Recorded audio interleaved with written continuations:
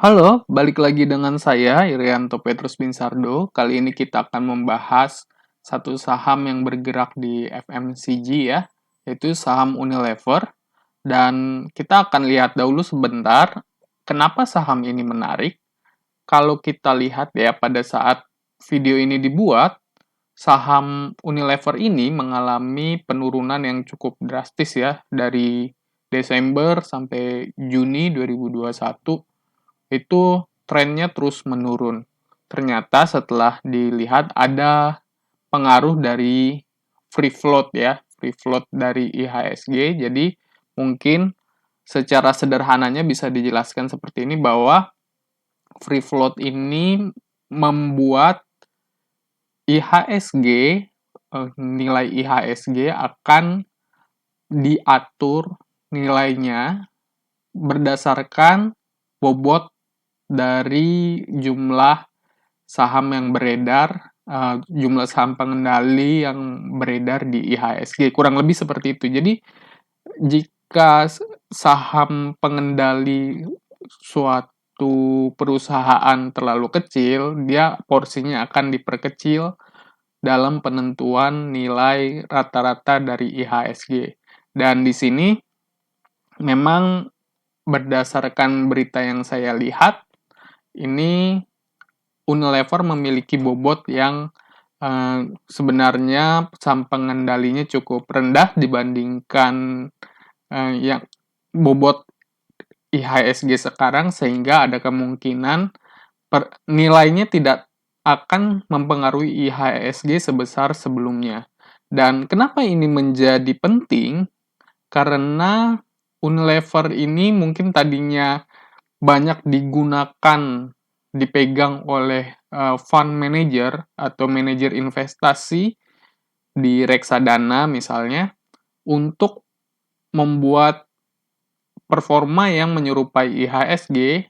Karena pengaruhnya juga diperkecil, maka fund manager ini cenderung akan melepas Unilever ini jika tujuannya untuk mirroring ya, jika tujuannya untuk mengikuti return dari IHSG. Kurang lebih seperti itu. Nah, jadi apakah tendensi untuk pengurangan tersebut mempengaruhi dari kinerja perusahaannya? Nah, itu yang kita akan bahas sekarang ya. Namun, pertama kita harus tahu dulu nih, Unilever ini bergerak di bidang apa. Jadi, produknya itu 95%, 95,5% digunakan di dalam negeri, sedangkan 4,5% untuk ekspor. Sedangkan jenis produknya itu 66% adalah rumah tangga dan perawatan tubuh, sedangkan 33% makanan dan minuman. Jadi, mungkin pengaruh konsumsi dari masyarakat secara umum ya, lebih berperan penting dalam pendapatan dari Unilever dan masyarakat dalam negeri, kurang lebih seperti itu. Oke, jadi bagaimana performanya? Sebelum kita lanjut ke analisanya, teman-teman subscribe dahulu karena kedepannya kita akan bahas saham-saham lain yang mungkin akan menarik bagi teman-teman untuk dimasukkan ke dalam watchlist, dan teman-teman juga tidak perlu repot-repot untuk membaca laporan keuangan. Oke, langsung saja kita mulai dari datanya. Kita lihat dari growth-nya. Kalau kita lihat di sini, total asetnya memang mengalami pertumbuhan. Di 2 tahun terakhir bertambah sedikit ya, tapi ini ya cukup bertambah. Hal ini ditopang oleh utang yang meningkat, namun ekuitas cukup stabil ya. Bahkan di tahun terakhir, 2 tahun terakhir mengalami sedikit penurunan. Namun setelah dilihat di laporan keuangannya, perubahannya tidak ada yang terlalu signifikan di total equity. Kemungkinan akibat dari perusahaan yang mengalami atau memberikan dividen ya, karena pengaruh dari dividen. Jadi saya akan memberikan lampu kuning ya di sini ya, karena memang secara tujuan saya lebih nyaman jika asetnya bertumbuh dan ini masih masuk kriteria meskipun ekuitasnya sedikit mengalami penurunan. Dan tentu di sini bisa kita lihat bahwa penambahan total aset mostly akibat dari utang ya, utang yang bertambah. Lanjut. Kemudian kalau kita bicara soal debt atau utangnya sendiri, trennya meningkat, namun kalau kita lihat bandingkan dengan long term debt-nya atau utang jangka panjangnya dibandingkan totalnya, ternyata utang jangka panjangnya ini memiliki nilai di 2000 sedangkan totalnya di 15.000, kurang dari 30% ya, kurang dari 30% long term debt-nya. Jadi menurut saya ini cukup menarik karena utang jangka panjang adalah biasanya utang yang memiliki beban bunga, memberikan beban bunga kepada perusahaan yang akan menggerogoti atau memakan dari keuntungan. Jadi dengan long term debt yang cukup rendah, saya akan memberikan lampu hijau di sini. Dan berikut ini summary-nya. Lanjut. Kemudian, kalau kita lihat debt to equity rasionya, di sini kalau kita lihat nilainya bertambah terus dan di angka 2,3. Nilai ini sebenarnya bagi beberapa industri saya masih cukup nyaman jika di bawah 2,5 gitu ya. Dan akan lebih baik kalau di bawah 1 sebenarnya. Namun kalau kita lihat di sini sebenarnya debt to equity ratio ini tinggi ini, long term debt-nya itu sendiri sebenarnya porsinya dibanding total aset kecil nilainya. Hanya 11%. Jadi kemungkinan besar di sini adalah yang harus kita cek apakah perusahaan mampu membayar utang jangka pendeknya gitu kan, karena utang jangka panjangnya sebenarnya lebih kecil dan yang lebih harus diperhatikan adalah bagaimana pengelolaan cash maupun pengaruh dari utang jangka pendek ini. Oke, jadi di sini saya akan memberikan lampu kuning terlebih dahulu. Dan berikut ini summary-nya.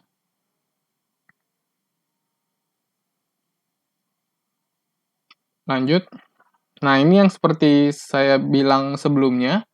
Jadi karena utang jangka pendeknya cukup tinggi, cash ratio atau kemampuan perusahaan untuk membayarkan utang jangka pendek dengan uang kasnya sebaiknya memang tinggi. Namun kalau kita lihat nilainya sangat rendah di sini. Saya memiliki rasa nyaman kalau nilainya mungkin mendekati 100. Namun ini nilainya hanya di 5%. Di sisi lain kalau kita lihat memang aset turnover-nya cukup tinggi ya.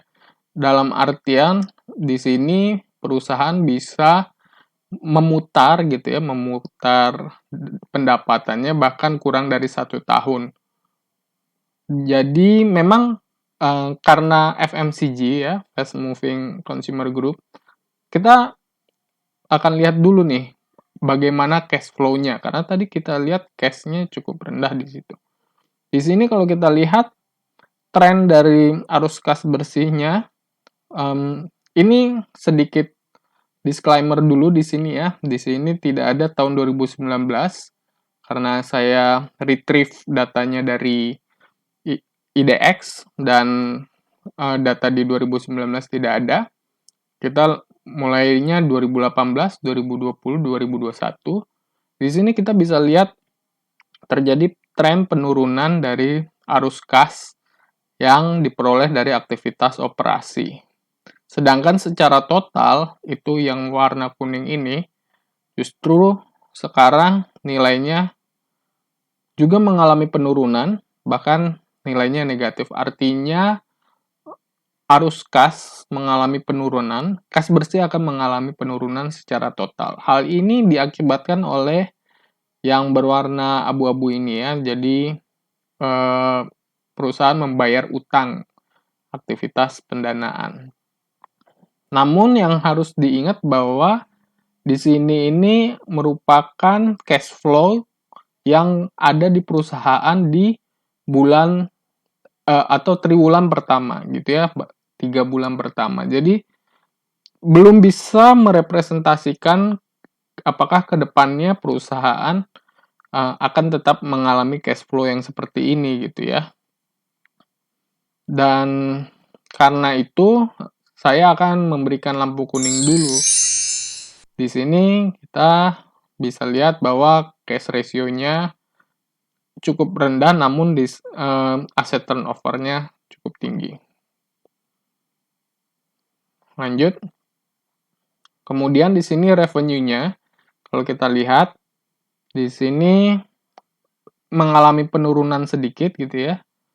Namun ternyata kalau di annualize atau di pertahunkan, turunnya jadi banyak gitu. Karena di tahun 2020 ini kan data real Desember 2020, sedangkan di 2021 dikali 4. Nah, ini juga menunjukkan bahwa data atau cash flow misalnya dalam kasus slide sebelumnya, cash flow yang nilainya kita peroleh di kuartil pertama atau 3 bulan pertama belum tentu merepresentasikan keseluruhan dari perusahaan, karena seharusnya mungkin di tahun 2020 juga terjadi seperti ini ya, nilainya selisih sedikit, seharusnya kalau di annualize nilainya tidak setinggi sampai di 42.000, mungkin di kisaran antara 41 dengan 42 ini. Oke.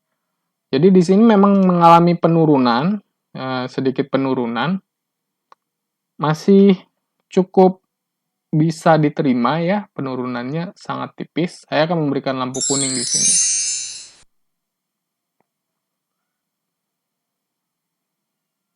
Lanjut. Sedangkan untuk net profit, di sini juga net profitnya mengalami penurunan. Sebenarnya cukup wajar kalau revenue turun dengan net profit yang turun.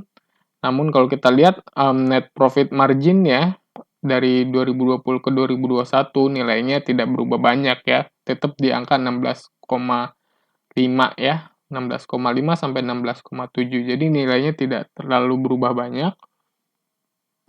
Performanya menurun, tentu bukan sesuatu yang saya harapkan, namun masih bisa saya tolerir. Ini saya memberikan lampu kuning dan berikut ini summary-nya.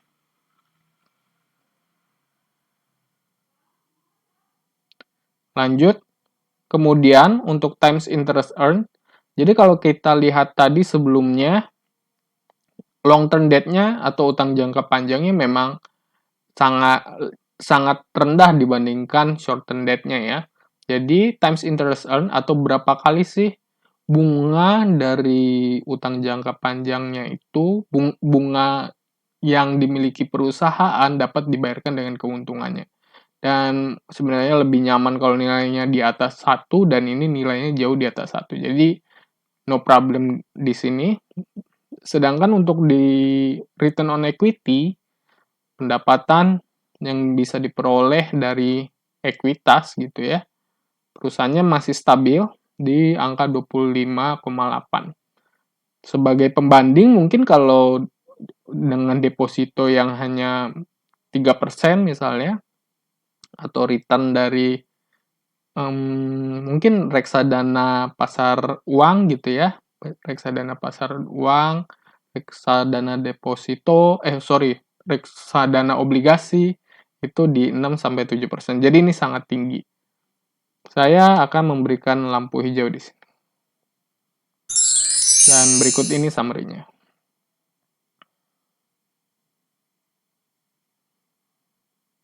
Lanjut. Sekarang kita akan bicara soal harganya. Pada saat video ini dibuat, harganya di sekitar 4.990. Berdasarkan rata-rata price to earning ratio dari IHSG, nilai ini mungkin kemahalan ya.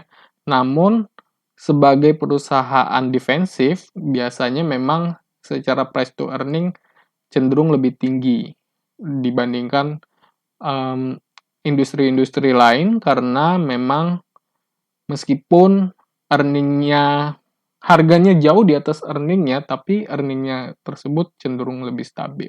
Kita akan lebih fokus di PBV-nya di sini. Kalau kita lihat nilainya bisa naik sangat tinggi karena di sini nilainya bisa naik sampai 151 berdasarkan perhitungan saya ya. Jadi mungkin bisa mendekati di angka 12.000, sangat tinggi sekali sebenarnya.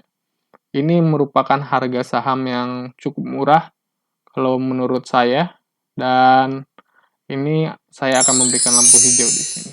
Dan berikut ini summary-nya. Kembali lagi, tentu isu-isu yang berkembang dan kondisi teknikal akan mempengaruhi dari performa return-nya. Lanjut, sebelum memasuki strateginya, kita akan bicara summary-nya dulu. Pertama dari growth, apakah asetnya bertumbuh? Tadi kita lihat ada pertambahan aset dari tahun 2020 ke 2021, meskipun ditopang oleh utang ya tadi. Sedangkan liquidity-nya, low DER dan long term debt, masih bisa dibilang medium ya DER-nya, namun long term debt-nya memang cenderung rendah. Lalu high cash reserve ini belum bisa dicentang karena secara cash maupun secara cash flow untuk kuartal pertama ini masih belum membuat saya nyaman. Sedangkan untuk profitability, increasing profit, tadi kita lihat return on equity-nya mengalami peningkatan sedikit ya, 0,8 kalau tidak salah, atau 0,08. Namun memang secara return on equity sudah sangat tinggi. Sedangkan untuk valuation, apakah valuation-nya low? Wah, ini saya bisa katakan sangat low kalau dibandingkan PBV dari tahun-tahun sebelumnya. Jadi ini sedikit review dari fundamentalnya, bagaimana strategi yang bisa dijalankan untuk perusahaan ini. Kita akan lihat berdasarkan kelebihan, kekurangan, kesempatan, dan tantangannya. Untuk kelebihannya, perusahaan ini sudah murah berdasarkan PBV-nya dan profitable. Itu yang paling penting kan, karena kita akan mendapatkan return dari profitability tersebut. Kemudian kekurangannya memang cash ratio rendah. Jadi memang sangat penting untuk tetap dilihat perkembangannya dari news gitu ya, tentang action dari perusahaan ataupun mungkin peristiwa-peristiwa yang dihadapi perusahaan. Karena ini sangat rentan menurut saya. Kemudian kesempatannya ya sebenarnya tidak terlalu banyak ya, karena ini perusahaan defensif. Dengan adanya mungkin ekonomi yang melambat dan lain-lain, saham defensif memang tetap menjadi saham-saham yang bisa dipilih untuk sebagai saham yang aman istilahnya ya. Kemudian untuk tantangannya adalah penurunan konsumsi. Ya kembali lagi di awal tadi bahwa ini lebih banyak berdasarkan konsumsi dalam negeri dan merupakan konsumsi yang sifatnya rumah tangga dan perawatan tubuh ya. Nah, itu kita bisa lihat apakah efek dari pandemi ini akan menambah atau mengurangi dari konsumsi hal-hal tersebut. Kemudian, efek free float tadi, kita mungkin bisa dilihat bahwa efek free float ini tentu tidak berpengaruh berdasarkan kinerja perusahaan ya. Namun tetap saja di jangka menengah atau di jangka pendek, manajer investasi yang mengatur kembali portofolionya dan mungkin kalau melepas saham Unilever, maka dapat dipastikan akan banyak tekanan untuk menjual ya, tekanan untuk sell dari si manajer investasi. Namun, kembali lagi kalau saya sebagai fundamentalis, tentu balik lagi ke kinerja fundamentalnya yang tadi ada di checklist. Dan bagaimana decision saya, kembali lagi diingatkan, ini adalah opini pribadi, dapat berubah berdasarkan perubahan data dan bukan ajakan untuk melakukan apapun. Untuk di-skip, enggak ya, karena secara fundamental cukup kuat. Untuk short term trading, kalau menurut saya bisa, karena dengan short term trading, di harga yang sangat murah ini, resikonya mungkin tentu cenderung lebih rendah. Untuk wait for discount, ya isu dari free float tadi mungkin masih ada pengaruhnya ya. Jadi ini wait for discount tapi harus cautious, harus berhati-hati apakah akan terjadi pembalikan arah dan menjadi ketinggalan kereta gitu kan. Kemudian medium term hold jelas karena memang secara fundamental untuk laporan keuangan kali ini cukup baik. Untuk return, wah ini sangat jelas ya. Jadi untuk teman-teman yang berharap dividen gitu ya, ini cukup baik. Namun untuk capital gain investing ini juga cukup baik. Jadi ada dua tipe pemasukan yang mungkin bisa diharapkan dari Unilever ini dan dua-duanya cukup kuat menurut saya, yaitu return-nya yang tinggi, selain itu adalah capital gain atau harga yang sudah sangat murah. Jadi itu sedikit dari saya tentang saham Unilever. Kalau teman-teman ada pertanyaan atau ada opini yang berbeda, teman-teman bisa tulis di kolom komentar. Dan kalau ada request saham lain juga bisa ditulis. Itu aja, teman-teman bisa lihat di playlist untuk saham-saham yang triwulan 1 di 2021. Jadi teman-teman bisa pilih, mungkin ada yang menarik dan bagus dan teman-teman bisa masukin ke watchlist. Oke? Sampai jumpa di video selanjutnya. Jangan lupa subscribe and have a nice day. Stay safe. Bye.